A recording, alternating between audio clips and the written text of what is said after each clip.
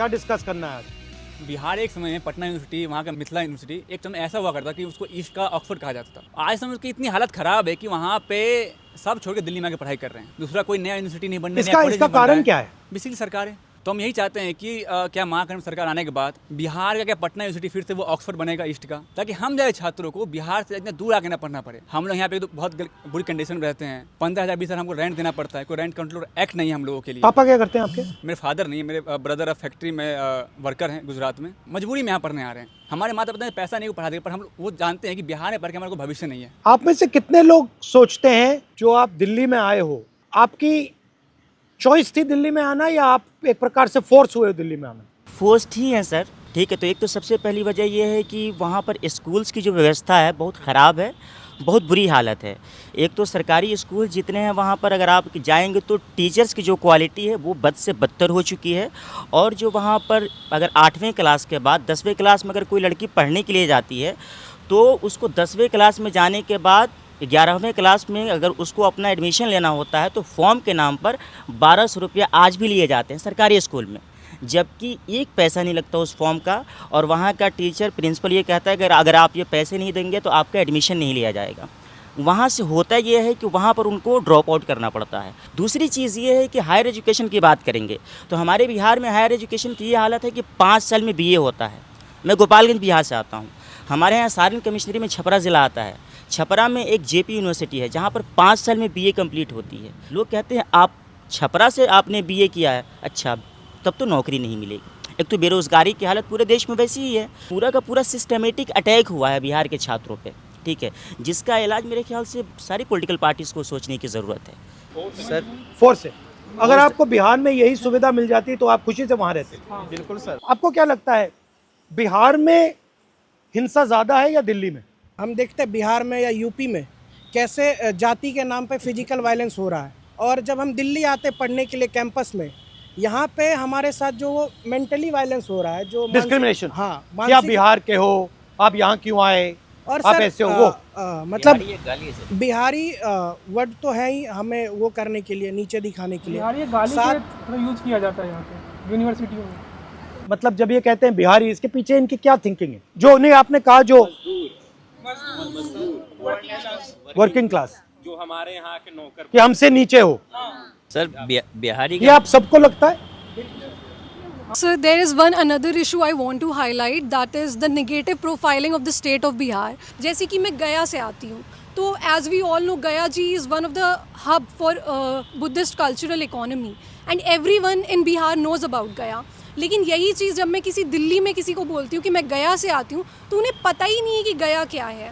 गया जहाँ पे बुद्धा ने एनलाइटनमेंट, इग्नोरेंस है ना, इग्नोरेंस है, उनको पता ही नहीं है। क्योंकि वहाँ पे जितने फॉरेन टूरिस्ट आते हैं उतने गोवा जैसे जगह पे भी नहीं जाते हैं। इतना ज़्यादा फॉरेन टूरिस्ट का हमें देखने को मिलता है गया में, लेकिन इस पे सरकार ने कुछ भी काम नहीं किया।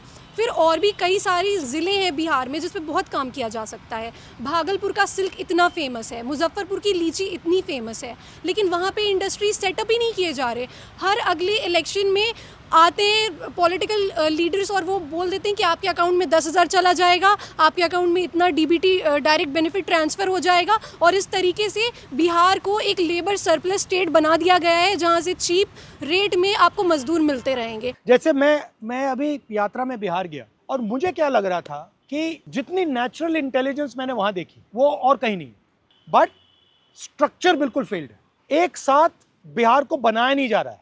कैपेबिलिटी बहुत है सर, जो कैपेबिलिटीज़ है हमारी उसको भी अब ख़त्म किया जा रहा है। जैसे मैं आपको बताता हूँ कि बिहार में अगर आप मजदूरी दर देख लें, अगर एक मजदूर एक दिन का काम करता है तो उसको 400 साढ़े 400 रुपया मिल रहा है।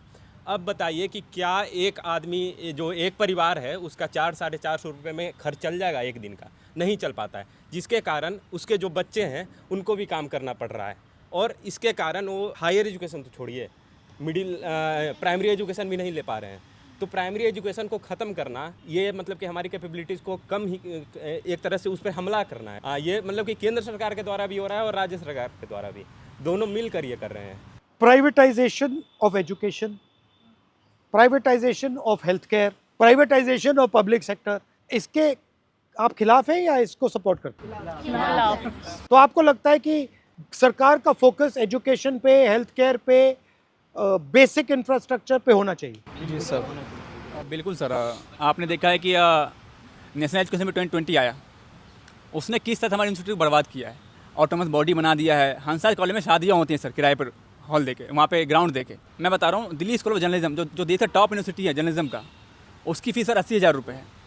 इसी साल CUT के अंदर सर एक OBC समाज का व्यक्ति बच्चा जो एंट्रेंस क्लियर कर लेता है CUT का, बट पैसे के कारण केवल एडमिशन नहीं ले पाया। जर्नलिस्ट बनने का मैं सपना उसको छोड़ना पड़ा, और ये प्राइवेटाइजेशन के कारण लगातार हर साल हम लोगों का 5,000-6,000 फीस बढ़ जा रहा है। सर मैं पहला बैच हूँ NEP का, न्यू एजुकेशन पॉलिसी का।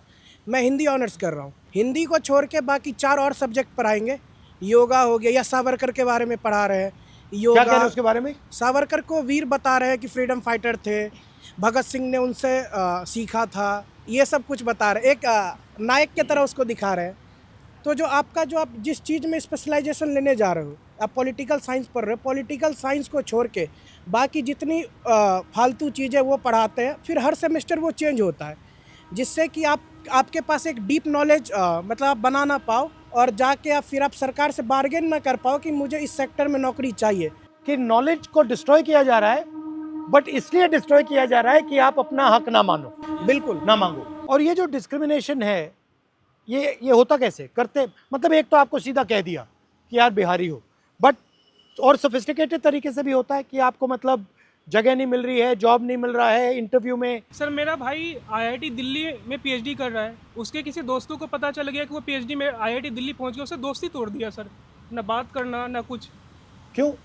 क्योंकि तुम IIT कैसे पहुंच गए, तुम छोटे जात के हो, ये रियलिटी है सर। इनफैक्ट सर PhD में सीट कम हो रहा है, कुछ ही समुदाय का सर एडमिशन हो रहा है, क्योंकि वो RSS से नाम पहले आ जाता है सर। आपका सर नेट नहीं है, JRF नहीं है, फिर भी एडमिशन होगा, क्योंकि ये आपको लग रहा है ना कि RSS में से पूरा कैप्चर हो गया है? सर पूरा सर आपका नेट JRF नहीं है, फिर भी आपका एडमिशन हो जाएगा। क्यों? क्योंकि आप RSS में हो। सर एक मेरा इशू था, जैसे कि हमने कास्ट डिस्क्रिमिनेशन पे बात किया, वाई नॉट की जो माइनॉरिटी डिस्क्रिमिनेशन खास करके मुस्लिम का हो रहा है सर, वो भी तो देखा जाए। बताओ। कितने ज़्यादा एट्रोसिटीज़ हो रहे हैं, मॉब लिंच हो रहे हैं।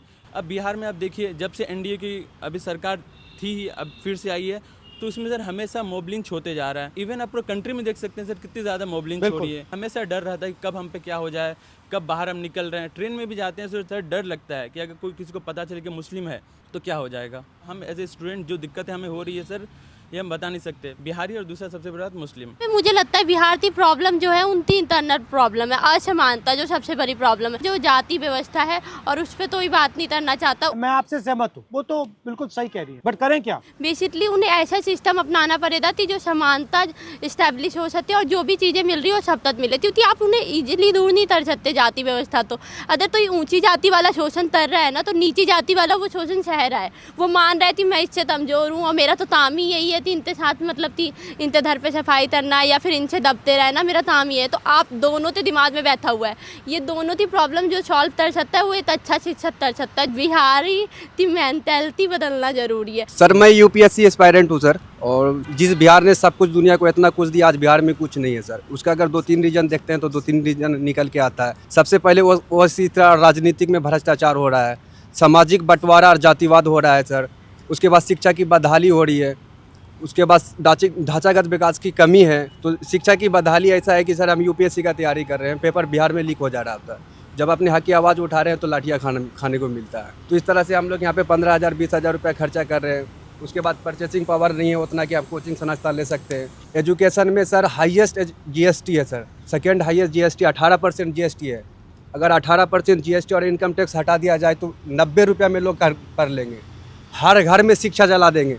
ये एक प्रकार से आपके हक को छीनने का तरीका है। बिल्कुल सर, बिल्कुल। और वही बात वोट चोरी में हो रहा है, वोट चोरी में हो रहा है, पेपर लीक की SIR आवाज में हो रहा है। अच्छा, राजनीति में आपकी मुझसे क्या एक्सपेक्टेशन है? अगर मुझे 2-3 चीजों पे फोकस करना है बिहार में, तो मुझे किन चीजों पे फोकस करना चाहिए और क्या करना चाहिए? सर मेनली पैट्रियार्की और जो लड़कियों की शिक्षा है वो बहुत बड़ा इशू है। क्योंकि जैसे देखा जाता है कि गांव से जब लड़कियां बाहर पढ़ने के लिए आती है, सबसे पहले तो पैसे की बात आ जाती है कि पैसे लग जाएंगे। तो पैसे क्यों ना लड़की में तो नहीं लगाएंगे, लड़कों में लगाएंगे बेसिकली। और दूसरी बात ये है कि यहाँ पे रहने का खर्च इतना है ना। हॉस्टल हमारे कॉलेज में नहीं है, हॉस्टल है 5 रूम है जिसमें एक रूम में 5 लड़कियाँ रहती हैं। तो आप 5 लोगों के साथ रह के कैसे पढ़ाई कर सकते हो। अभी हमारे कॉलेज में, मैं अम्बेडकर यूनिवर्सिटी से हूँ, रेखा गुप्ता जी आई थी एक बिल्डिंग का उद्घाटन करने के लिए, लेकिन उनको एक बार भी नहीं लगा कि गर्ल्स हॉस्टल में जाके गर्ल्स वॉशरूम में देखें कि कंडीशन क्या है। हम फोर्स है कि हम बाहर रहेंगे कुछ फ्लैट लेके या पीजी लेके, तो फैमिलीज़ ये सोचती है कि इतना खर्च करने से अच्छा है कि लड़कियों का एजुकेशन रोक दिया जाए। और हम सर बहुत प्रिविलेज है कि यहाँ पे आकर के पढ़ रहे हैं, बट जो मेजॉरिटी है आज भी जो चाइल्ड मैरिज है वो बहुत प्रिविलेंट है बिहार में। अगर हम मेन मुद्दे की बात करें बिहार में काम करने के लिए, तो 3 चीज़ें बहुत प्रिविलेंट है जो सबने बोला, education, employment and hospitals. Delhi hospitals, health care, या क्योंकि वहाँ पर अगर आप हॉस्पिटल्स की हालत देखेंगे ना, दिल्ली में एक सरकारी बहुत बेकार क्लिनिक भी उससे लाख गुना अच्छा है। सिरिंज नहीं है, सिरिंज एक दूसरे से लगा दिए जाते हैं, जिसमें HIV एड्स बहुत ज़्यादा बिहार में प्रिवलेंट है, जिसके रिपोर्ट्स तक बनाना गवर्नमेंट इम्पॉर्टेंट नहीं समझती है। आपका सबसे अच्छा काम मुझे वोटिंग का लगा था, वोट चोरी का, one of the best vote चोरी के मुद्दे को सबसे ज़्यादा गरीब लोग उठा रहे थे। सर उनका नाम सबसे ज़्यादा काटा गया है बड़ी मात्रा में। एग्जैक्टली। अच्छा, जो नाम काटे गए हैं, दलित, OBC, माइनॉरिटी एंड EBC इलाकों में ज़्यादा काटे, जैसे कोसी डिवीजन है सर, उसमें ज़्यादा काटे गए नाम। बट एनीवे, थैंक यू, आप लोग आए, very nice to meet you. आप बिहार का लैंग्वेज कैसे लगा? मुझे थोड़ी मदद करनी पड़ेगी। हमारे बिहार के भाई बहन, हमारे बिहार के भाई बहन, रौरा के छठ के हार्दिक बधाई। रौरा के छठ के हार्दिक बधाई। रौरा सबके मिल के, रौरा सबके मिल के बिहार के अस्मिता के, बिहार के अस्मिता के वापस लावे के बाद, बिहार के एक बार फिर से देश के नंबर 1 पे पहुंचावे के बाद, देश के नंबर 1 पहुंचावे। Thank you.